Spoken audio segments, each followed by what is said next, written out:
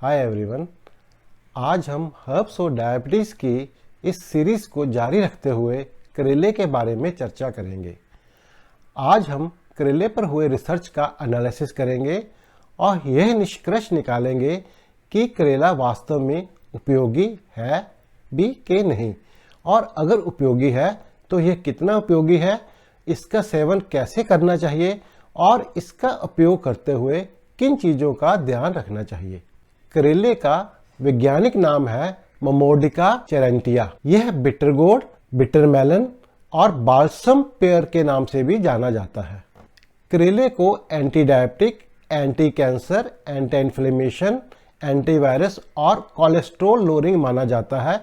Traditionally इसका उपयोग infections, digestive system, diabetes और मेंस्ट्रुअल प्रॉब्लम्स के लिए किया जाता है। करेला एक न्यूट्रिएंट पावर हाउस है। करेला विभिन्न प्रकार के विटामिन्स, मिनरल्स, एंटीऑक्सीडेंट्स और बायोएक्टिव कंपाउंड से भरपूर होता है, जिसके कारण इसमें कोई संदेह नहीं कि यह एक बहुत पौष्टिक आहार है। करेले के फल में vitamin C, vitamin A, vitamin E, vitamins B1, B2, B3, B9 उच्च मात्रा में होते हैं। इसमें मिनरल्स जैसे कि potassium, calcium, zinc, magnesium, phosphorus और आयरन भी काफ़ी अच्छी मात्रा में होते हैं और इसका कैलोरी वैल्यू भी बहुत कम होता है। इसकी मेडिसिनल वैल्यू इसमें पाए जाने वाले बायोएक्टिव कंपाउंड्स जैसे कि फिनोल्स, फ्लेवोनॉइड्स, आइसोफ्लेवोन्स, टर्पीन्स, एंथ्रोक्विनोन्स और ग्लूकोसिनोलेट्स के कारण होती है, जो कि पावरफुल एंटीऑक्सीडेंट्स भी हैं। इसके अलावा करेले में कुछ यूनिक बायोएक्टिव कंपाउंड्स जैसे कि मोमोडिसिन, चेरेंटिन, पॉलीपेप्टाइड पी और विसिन पाए जाते हैं, जो कि ग्लूकोज मेटाबॉलिज्म के विभिन्न पहलुओं पर काम करके अपना एंटी डायबिटिक इफेक्ट देते हैं। अब देखते हैं मॉडर्न साइंस या रिसर्च इसके बारे में क्या कहती है। जानवरों में तो ऐसी सैकड़ों स्टडीज हैं जो कि यह दिखाती हैं कि करेला और इसके इंग्रेडिएंट्स डायबिटीज के विभिन्न पहलुओं पर काफ़ी प्रभावी हैं। विभिन्न एनिमल स्टडीज में ये देखने को आया है कि करेले के बीज, फल, गुद्दा, पत्तियां, इसका पाउडर, रस या इसके विभिन्न एक्सट्रैक्ट्स या इसमें पाए जाने वाले बायोकेमिकल विभिन्न तरीकों से ग्लूकोज मेटाबॉलिज्म में सुधार करते हैं, जिसके कारण fasting blood glucose, PP blood glucose, insulin resistance कम हो जाते हैं, लिपिड प्रोफाइल सुधर जाता है और पैनक्रियाज भी ज्यादा अच्छे से काम करती है। अब ये सवाल उठता है, अगर यह इतना इफेक्टिव है तो इनको डायबिटीज के मेन या प्राइमरी ट्रीटमेंट के रूप में क्यों नहीं प्रयोग किया जाता? प्रत्येक रोगी को इसका सेवन करने के लिए क्यों नहीं कहा जाता?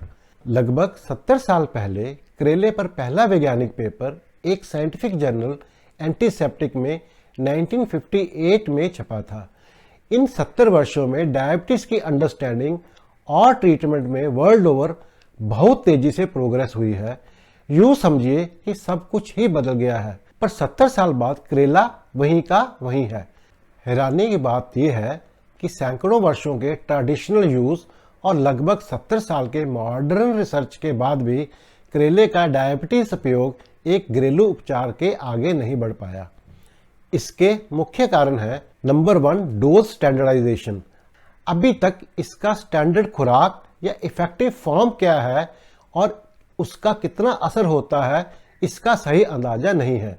अलग अलग स्टडीज में इसके अलग अलग डोजेस और फॉर्म्स का इस्तेमाल किया गया है, जैसे कि कहीं पर जूस, कहीं पर सूखा पाउडर, कहीं पर एक्सट्रैक्ट का इस्तेमाल किया गया है। हालांकि कुछ कंपनियों ने इसके कैप्सूल्स बनाए हैं, लेकिन इन कैप्सूल्स की इफेक्टिवनेस और सेफ्टी के बारे में कोई प्रॉपर डाटा नहीं है।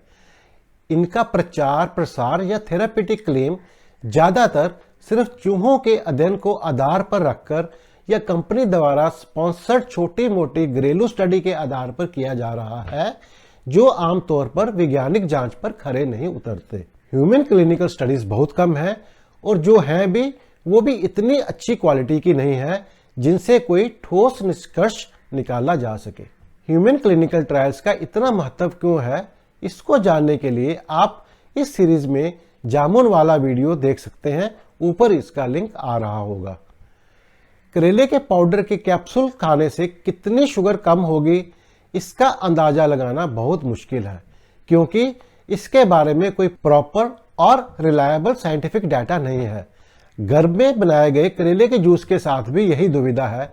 कितना जूस पीना सही है, इसका ब्लड शुगर पर कितना असर होगा, कोई भी कॉन्फिडेंस से कुछ नहीं बता सकता। वैसे भी कितने लोग हैं जो कमिटेड हैं कि करेले का कड़वा रस हर रोज बिना नागा पी सकते हैं, और इसका कोई साइड इफेक्ट है कि नहीं, इसके बारे में भी कोई खास जानकारी नहीं है। वैसे करेले के सेवन से सर दर्द, पेट दर्द, डायरिया, नौजिया, स्टमक अपसेट आमतौर पर देखने को मिले हैं। ऊपर बताए गए कारणों के चलते फिलहाल तो ज्यादा से ज्यादा यही कहा जा सकता है कि करेला एक पौष्टिक आहार है, और क्योंकि इसके डायबिटीज में कुछ फायदे होने की संभावना है, डायबिटिक्स इसको सब्जी के रूप में नियमित रूप से इस्तेमाल कर सकते हैं। जब तक हमें करेले के बारे में बेहतर डाटा नहीं मिल जाता, कोई भी साइंटिफिक माइंडेड डॉक्टर इसे दवा के रूप में रिकमेंड नहीं कर सकता, विशेष रूप से जब हमारे पास डायबिटीज के लिए काफी रिलायबल और प्रेडिक्टेबल दवाएं हैं। हालांकि अधिकांश जड़ी बूटियों में क्लिनिकल डाटा की कमी है। अगर जड़ी बूटियों को आजमाना ही है तो मेथी के बीज बेहतर विकल्प है। अगर मेथी के बीज के बारे में और जानकारी चाहिए तो ऊपर वीडियो का लिंक आ रहा होगा, आप उसको देख सकते हैं। आज के लिए बस इतना ही। अगर आज के विषय के बारे में कोई डाउट है या सुझाव है तो कमेंट सेक्शन में लिखें, मैं अवश्य उत्तर दूंगा। मुझे यकीन है कि आज की जानकारी दिलचस्प और उपयोगी लगी होगी। अगर ऐसा है तो लाइक कीजिए, शेयर कीजिए, और अगर अभी तक चैनल सब्सक्राइब नहीं किया तो वो भी कर लीजिए। आने वाले समय में और भी फायदा होगा। तो जल्दी ही मिलते हैं एक और वीडियो के साथ। तब तक खुश रहे, स्वस्थ रहे।